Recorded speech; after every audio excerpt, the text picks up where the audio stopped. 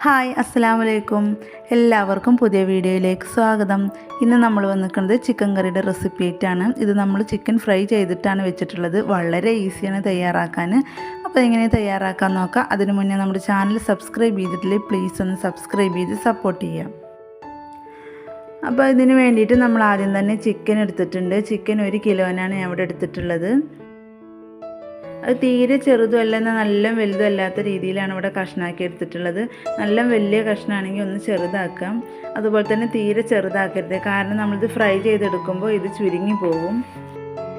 നല്ല കഴുകി വൃത്തിയാക്കിയതാണ്. അത് നമുക്ക് വേറൊരു പാത്രത്തിലേക്ക് ഇട്ട് കൊടുക്കാം. ഇനി ഇതിലേക്ക് 1 ടീസ്പൂൺ മഞ്ഞൾപ്പൊടി ചേർത്ത് കൊടുത്തിട്ടുണ്ട്. പിന്നെ അതുപോലെ തന്നെ ഒരു 1.5 ടീസ്പൂണോളം കാശ്മീരി റെഡ് ചില്ലി ചേർത്ത് കൊടുത്തിട്ടുണ്ട്. അത് നല്ലൊരു കളർ കിട്ടാൻ വേണ്ടിയിട്ടാണ്. പിന്നെ ഒരു 1/2 ടീസ്പൂൺ എരിവുള്ള മുളക് പൊടി ചേർത്ത് കൊടുക്കുക. അതുപോലെ തന്നെ ഒരു 1/4 ടീസ്പൂൺ ഗരം മസാലയും ചേർത്ത് കൊടുക്കുക. ആവശ്യത്തിന് ഉപ്പും ഇതിലേക്ക് ചേർത്ത് കൊടുക്കണം.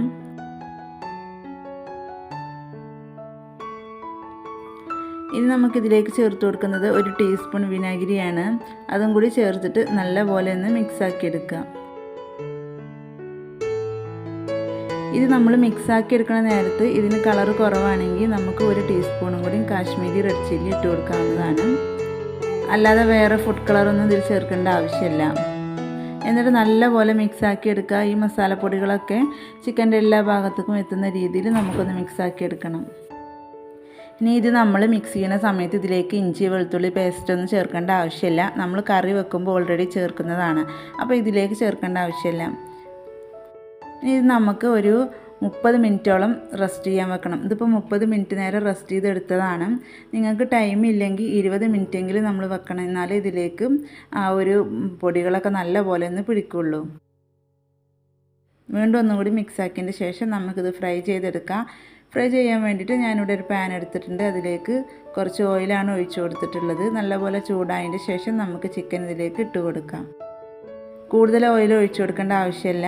നമ്മൾ മീനൊക്കെ ഫ്രൈ ചെയ്തെടുക്കുന്ന പോലെയാണ് എടുക്കുന്നത്. ഇത് മുഴുവനായിട്ട് കുക്കാക്കി എടുക്കില്ല. ഒരു 1/4 ഭാഗം കുക്കായി കിട്ടിയാൽ മതി. പിന്നെ നമുക്ക് കറിയിൽ കടന്നിട്ട് ഇതൊന്ന് കുക്കായി കിട്ടും. മീഡിയം ടു ലോ ഫ്ലെയിമിലിട്ടിട്ട് കുക്ക് ചെയ്തെടുക്കുക. അല്ലെങ്കിൽ ഇത് പെട്ടെന്ന് കരിഞ്ഞു പോയിട്ട് ഇതിൻ്റെ ഉൾവശം ഒന്നും കുക്കായി കിട്ടില്ല. ഇതിപ്പോൾ ഞാൻ 2 പ്രാവശ്യമായിട്ടാണ് ഫ്രൈ ചെയ്തെടുക്കുന്നത്.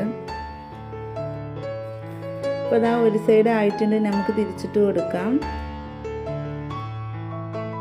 ഇത് കുറച്ച് ടൈം എടുക്കും. നമ്മൾ ലോ ഫ്ലെയിമിലിട്ട് തന്നെ ചെയ്തെടുക്കൊണ്ട് കുറച്ച് ടൈം എടുക്കും.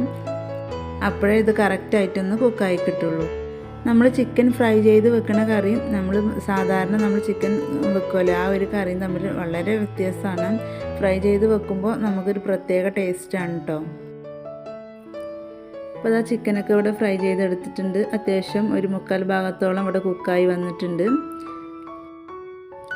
ഇനി ഇത് നമുക്കിവിടെ മാറ്റി വെക്കാം.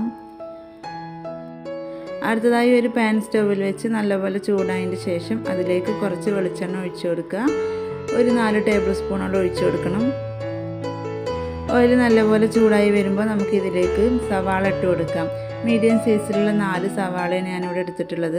നല്ല കനം കുറഞ്ഞിട്ടാണ് ഇവിടെ മുറിച്ചെടുത്തിട്ടുള്ളത്. അപ്പോൾ 1 കിലോ ചിക്കനിലേക്ക് മീഡിയം സൈസിലുള്ള 4 സവാള കറക്റ്റ് ആയിരിക്കും.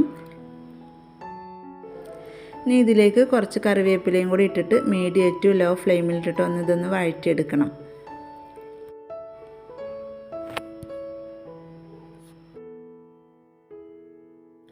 സവാള നല്ലപോലെ ബ്രൗൺ കളറായി കിട്ടേണ്ട ആവശ്യമില്ല. ഒരു 1/4 ഭാഗത്തോളമൊക്കെ ആയി കിട്ടിയാൽ മതി. ഇനി ഇതിലേക്ക് നമുക്ക് പച്ചമുളകും വറ്റൽമുളകും ചേർത്ത് കൊടുക്കാം. എരിവിനനുസരിച്ച് ചേർത്ത് കൊടുക്കുക ഇതൊക്കെ. ഇനി വീണ്ടും ഒന്നും കൂടെ ഒന്ന് ഇളക്കി കൊടുക്കുക.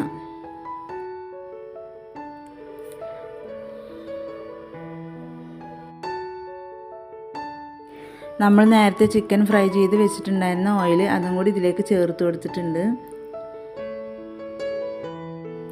ഇപ്പോൾ സവാളയൊക്കെ ഇവിടെ ഏകദേശം ഇവിടെ ആയി തുടങ്ങിയിട്ടുണ്ട്. ഇനി ഇതിലേക്ക് നമുക്ക് ബാക്കിയുള്ളതും കൂടി ചേർത്ത് കൊടുക്കാം. ഇനി നമുക്കിതിലേക്ക് ഇഞ്ചി വെളുത്തുള്ളി പേസ്റ്റൊക്കെ ഇട്ട് കൊടുക്കാം. അപ്പോൾ ഇഞ്ചി ഒരു ചെറിയൊരു കഷ്ണം, വെളുത്തുള്ളി ഒരു 6 ചുമന്നുള്ളി ഒരു 4 ചേർത്ത് കൊടുത്തിട്ടുള്ളത്. അതുപോലെ തന്നെ 1 ടീസ്പൂൺ വലിയ ജീരകം കൂടി ചേർത്തിട്ടുണ്ട്. എന്നിട്ട് പേസ്റ്റ് ആക്കിയിട്ടില്ല, ഞാൻ ചതച്ചെടുത്തേക്കാണ്. അതും കൂടി ചേർത്ത് കൊടുത്തിട്ട് അതിൻ്റെ പച്ചമണമൊക്കെ പോകുന്നത് വരെ നല്ല പോലെ ഒന്ന് വഴറ്റിയെടുക്കണം.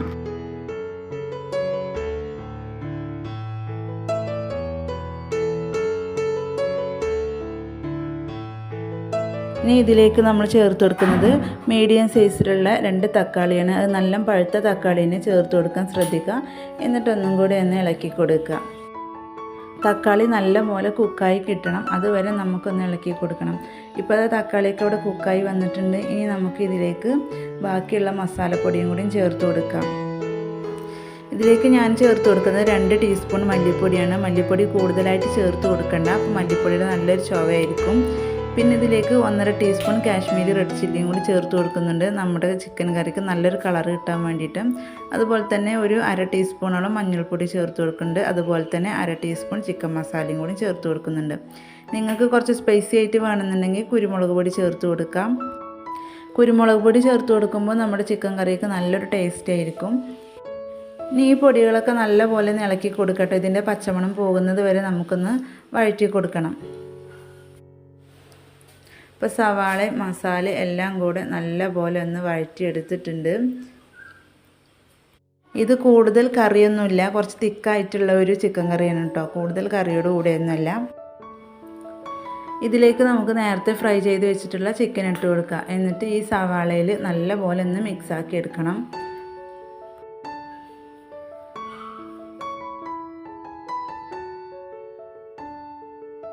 അപ്പോൾ ആ സവാളയിൽ നമ്മുടെ ചിക്കനൊക്കെ നല്ലപോലെ മിക്സാക്കി എടുത്തിട്ടുണ്ട്. ഇനി നമുക്കൊരു 5 മിനിറ്റ് നേരം ഇത് അടച്ചു വെച്ചിട്ട് ലോ ഫ്ലെയിമിലിട്ട് കുക്ക് ചെയ്തെടുക്കണം. അപ്പോൾ ഈ ഒരു മസാലേൻ്റെ എല്ലാ ഒരു ഫ്ലേവറും ഈ ചിക്കനിലേക്ക് പിടിക്കാൻ വേണ്ടിയിട്ടാണ്. അപ്പോൾ അത് 5 മിനിറ്റ് കഴിഞ്ഞിട്ടുണ്ട്. ഇനി നമുക്കൊന്ന് മിക്സാക്കി എടുക്കാം.